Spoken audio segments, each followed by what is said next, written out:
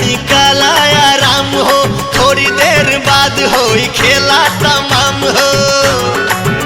देखो बॉडी से बॉडी के मिल हो गए, खेल हो गई कवन खेल हो गई, डबल ड्यूटी वाला खेली कैसे खेल, दादा रे माथा फेल हो गई, लागे जाता में पिसा जाई बकेल, दादा रे माथा फेल हो गई।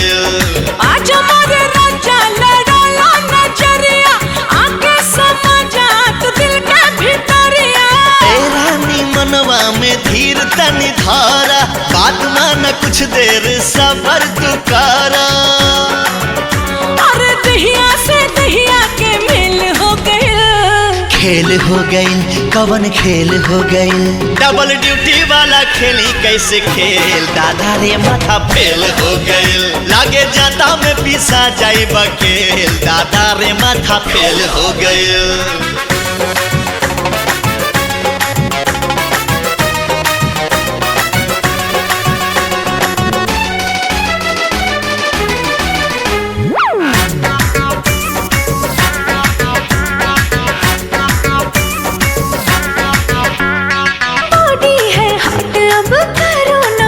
जी इंजन मोहब्बत का करो इसे काट जी,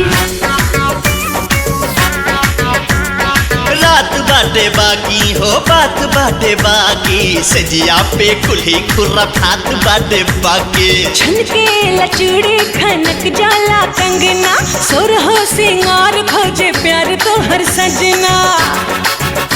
अरे भागला ऐसे जैसे जेल हो गए, खेल हो गई हो कवन खेल हो गई, डबल ड्यूटी वाला खेली कैसे खेल, दादा रे माथा फेल हो गई, लागे जाता में पिसा जाई बकेल, दादा रे माथा रे फेल हो गई।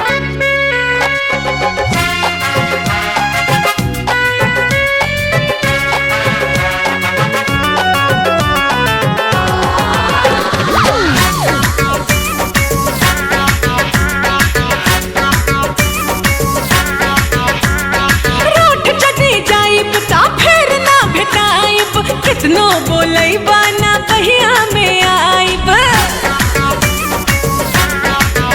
हारू सबूत बहिया में तान ले हब तो होके, किस लेके करवा में बांध ले हब तो होके। ना जाने कैसा तू है हसबैंड, बाहों में आ जाओ कर दो ट्रेंड,